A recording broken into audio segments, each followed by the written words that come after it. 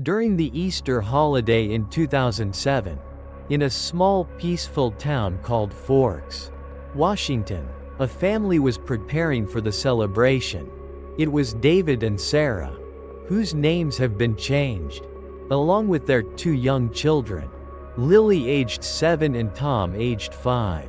Their family had just moved here a few months ago to seek a quieter life. Forks is known for its vast forests and quiet atmosphere.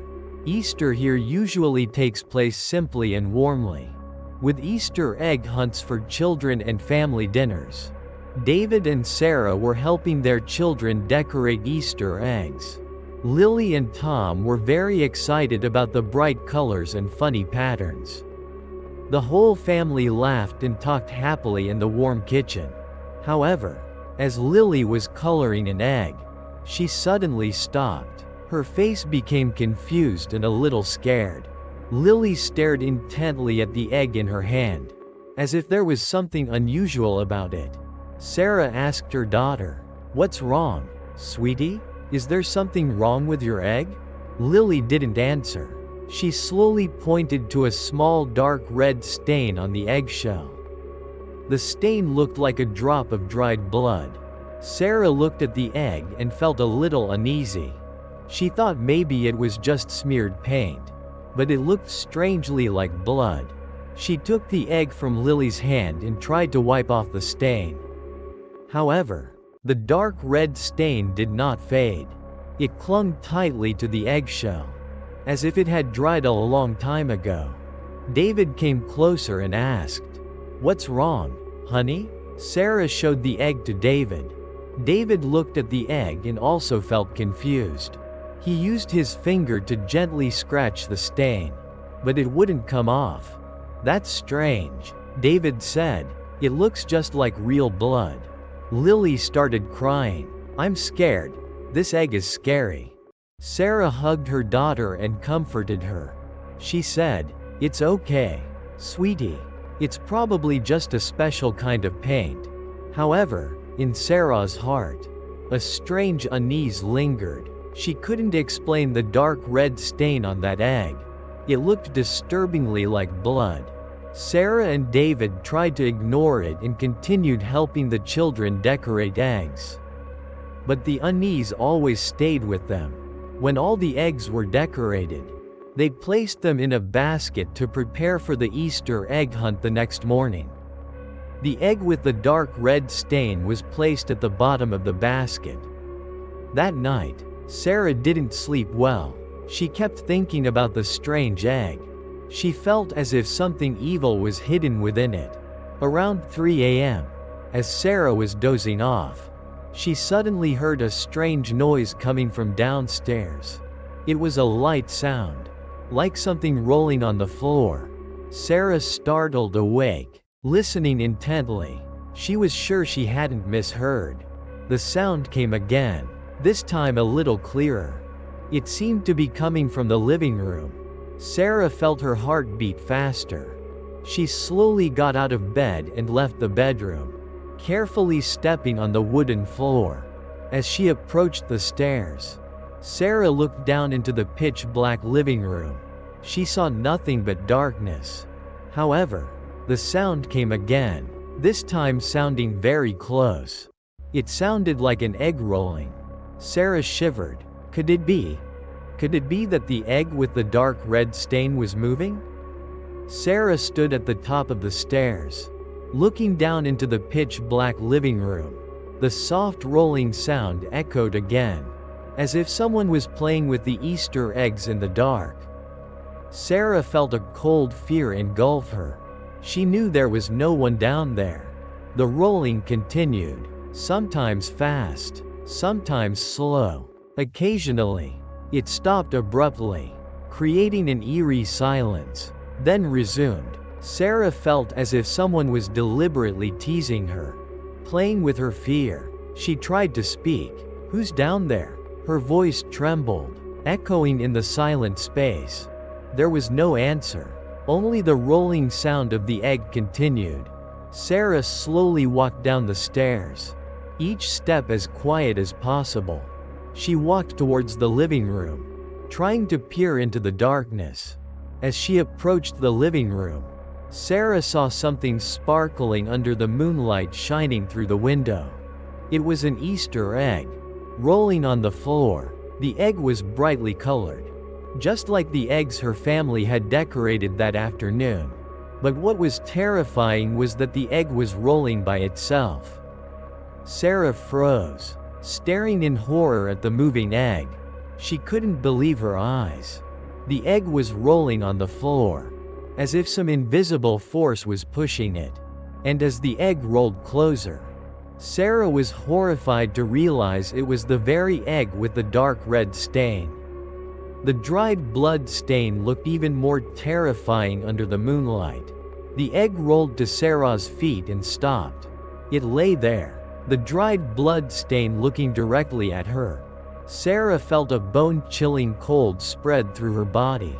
Suddenly, Sarah heard a very faint laugh coming from somewhere in the living room. The laughter was high-pitched, cold, and somewhat mocking. Sarah screamed in terror. She stumbled backward, wanting to flee from this terrifying room. As Sarah backed away, the egg with the dried blood stain started rolling again, this time rolling towards the darkness in the corner of the room. The soft rolling sound echoed again. Sarah stared intently into the darkness, feeling as if an invisible pair of eyes was watching her. The ghostly laughter echoed again, this time a little clearer. It seemed to be coming from the very dark corner where the egg had just rolled. Sarah didn't dare stay there any longer. She turned around and ran frantically upstairs, into her bedroom, and locked the door tightly. She climbed into bed, pulled the covers over her head, and trembled. The rolling sound of the egg and the ghostly laughter haunted her mind. Sarah knew this house was not normal.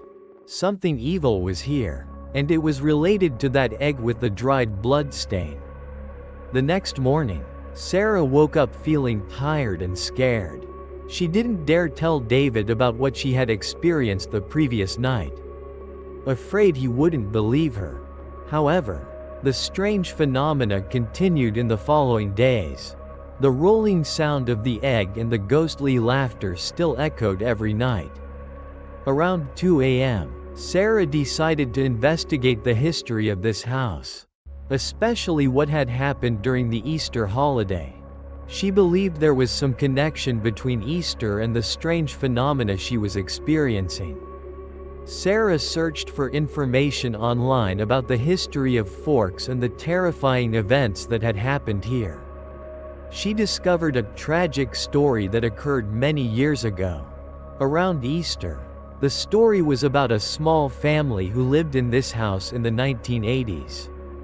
They had a young daughter named Emily, another coincidence. And Emily loved Easter very much. However, on the night before Easter that year, a tragedy occurred. Emily was brutally murdered in her own home. The killer was never found. It was rumored that after Emily's death, this house became haunted. Many people who had lived here reported strange phenomena, including children's wailing and terrifying laughter. Sarah shivered reading the story about Emily. She believed that Emily's spirit was still lingering in the house and trying to contact her. And the rolling sound of the egg and the ghostly laughter were how Emily's spirit manifested her pain and haunting memory. Sarah also thought about the egg with the dark red stain. Perhaps that stain was Emily's blood. Sarah's obsession with the house and Emily's death grew. She felt a strange connection with the little girl's spirit. She wanted to help Emily find peace. However, Sarah didn't know what to do. She had no experience communicating with the other side. Sarah decided to seek help from someone with knowledge of the supernatural. She searched online and found information about a psychic living in a nearby town. Sarah contacted the psychic and told her the whole story about the haunted house, the tragic death of Emily, and the strange phenomena she had experienced. The psychic listened carefully and said that she sensed a strong and sad energy in Sarah's house. She believed it was the spirit of a child who was trapped. The psychic agreed to come to Sarah's house to help her contact Emily's spirit and find out more about what had happened. One evening, the psychic named Mary, another coincidence, came to Sarah's house. Sarah and David talked to Mary about what they had experienced. Especially Sarah. David was still skeptical about ghosts. But he saw that Sarah's worry was real. So he agreed to let Mary help. Mary was a middle-aged woman, looking quite ordinary, but her eyes radiated a deep understanding of the spiritual world. She brought some special tools and began preparing for the session to communicate with Emily's spirit. Mary asked Sarah and David to sit with her in the living room, where the strange phenomena often occurred. She lit a few candles and burned incense to create a serene atmosphere.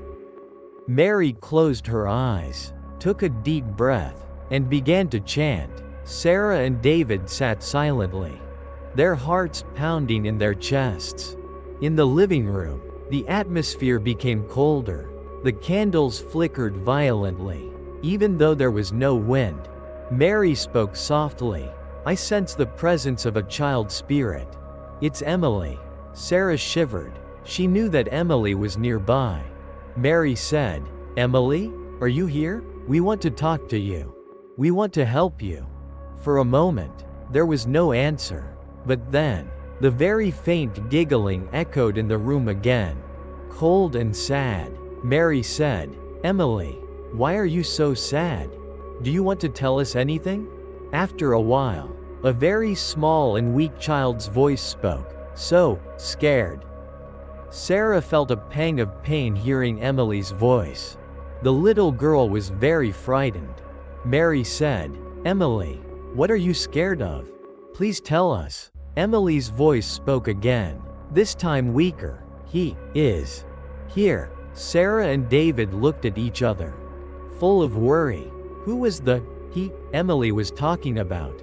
Could it be the person who had murdered her? Mary said, "Emily, who is here? Please tell us his name." However, Emily's voice faded and disappeared. The room returned to an eerie silence. Mary opened her eyes, her face full of worry.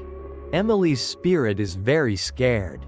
She said, "There is some dark force here, and it is holding her spirit captive."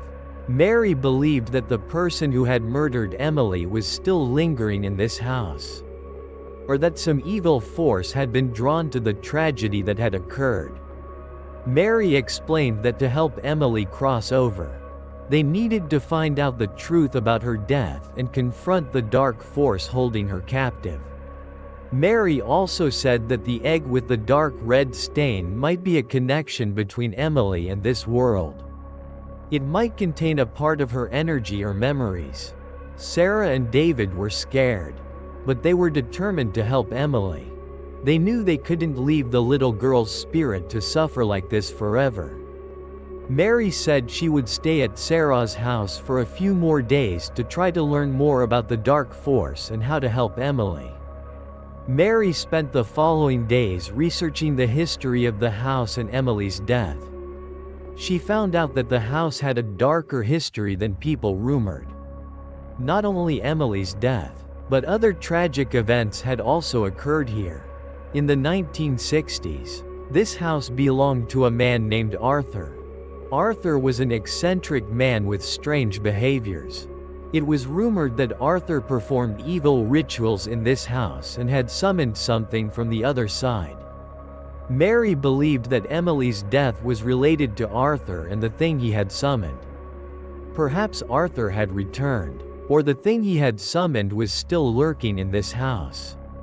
Mary also researched Emily's death further. She learned that Emily was murdered on the night before Easter.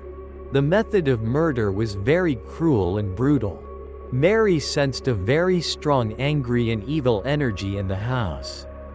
She believed it wasn't just the spirit of the person who had murdered Emily. but also the evil thing that Arthur had summoned. Mary explained that this evil thing could be attracted by pain and fear. And Easter, a sacred holiday, might be the time when this evil force becomes stronger. Mary decided to perform a special ritual on the night before Easter to try to confront the evil force and help Emily's spirit cross over. Sarah and David were scared, but they trusted Mary. They knew this was the only chance to help Emily. On the night before Easter, Sarah, David, and Mary sat together in the living room. Mary prepared the necessary items for the ritual, including candles, incense, and some spiritual objects. The atmosphere in the living room became tense and terrifying. Mary began to chant, her voice echoing in the silent space. Suddenly, the lights in the house began to flicker violently. The temperature in the house dropped abruptly.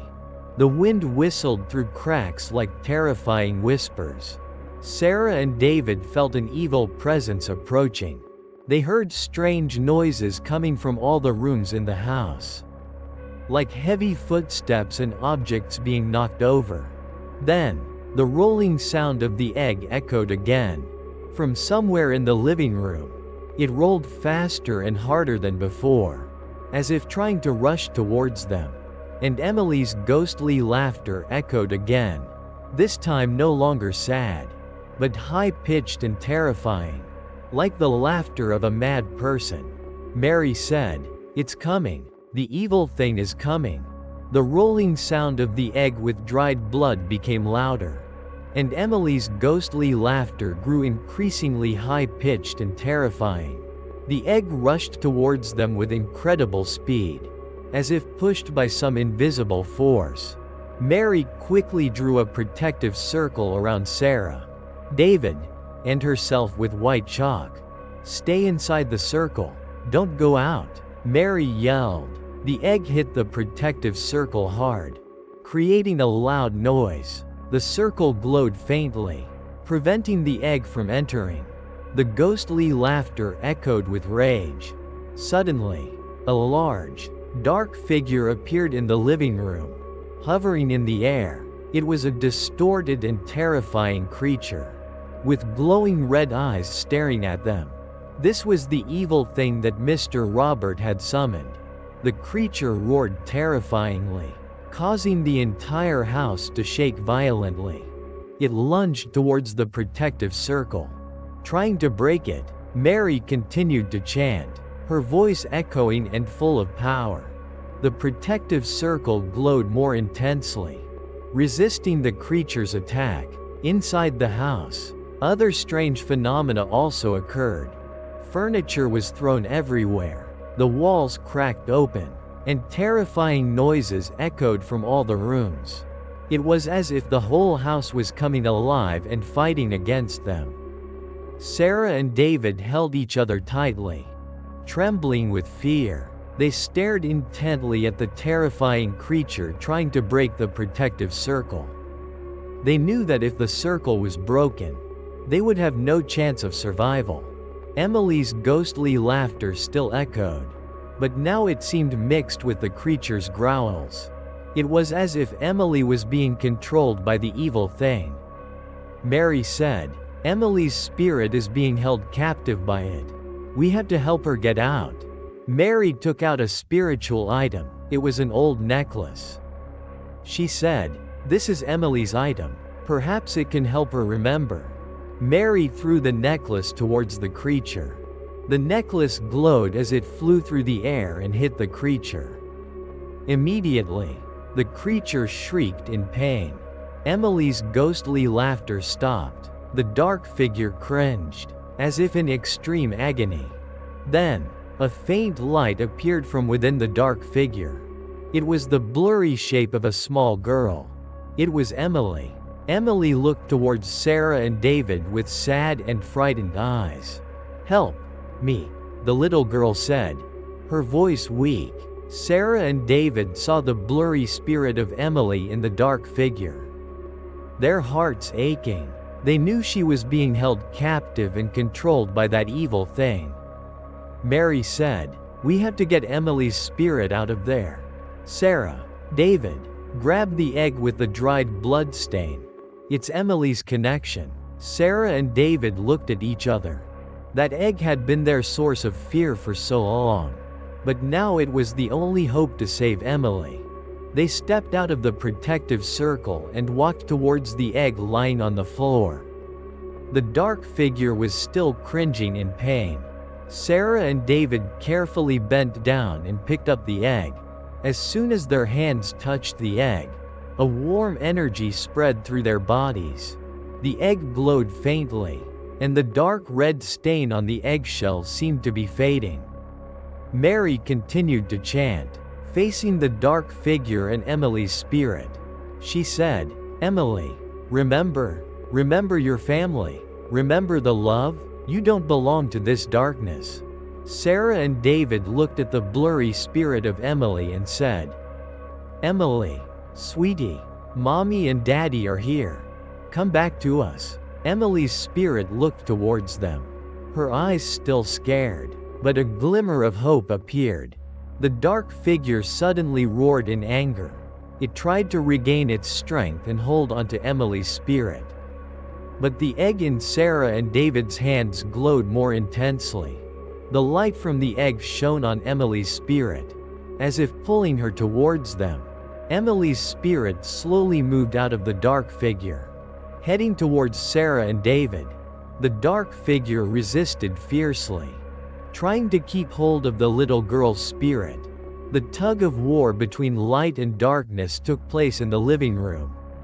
The entire house shook violently. Finally, Emily's spirit completely escaped from the dark figure. She glided towards Sarah and David and dissolved into the light from the egg. Immediately, the dark figure let out a heart-wrenching shriek, like the scream of something being destroyed. It cringed, shrinking, and finally vanished into thin air, leaving a faint trail of black smoke. The egg in Sarah and David's hands stopped glowing. The dark red stain on the eggshell had completely disappeared. The egg was normal again, just a decorated Easter egg. The house became quiet. The strange phenomena stopped. The haunting Easter was over. After that horrifying night, Sarah and David's house returned to its usual peace. There was no more rolling of the egg, no more ghostly laughter, and no more feeling of being haunted. The evil thing that Mr. Robert had summoned was destroyed, and Emily's spirit was freed. Mary, the psychic, said that Emily's spirit had finally found peace and was happy in the afterlife. She believed that uncovering the secret of Emily's death and confronting the evil force had helped the little girl's spirit cross over. Sarah and David felt relieved and grateful to Mary for helping them. They knew they were lucky to have escaped a terrible danger. The Easter egg with the dried blood stain returned to normal. Sarah kept it as a memento of what had happened. It was a reminder that dark secrets can be hidden in the places we least expect. And sometimes, unfortunate spirits need our help to find peace. Since then, Sarah and David's family has continued to live in that house. They are no longer afraid. They cleaned up the house, removing the traces of the terrifying past. Every year, during Easter, Sarah and David still decorate eggs with their children. But now, they do it with a different feeling. They remember Emily, the lovable little girl who once lived in this house. They believe that Emily's spirit is still somewhere nearby, watching over them and protecting them. Sarah and David's story has become a reminder to everyone about the mysteries of the spiritual world. It is also proof that love and courage can conquer darkness. If you enjoyed these true horror stories, don't forget to hit the subscribe button on the channel to follow our latest videos. We will bring you more terrifying and haunting stories. Thank you for listening.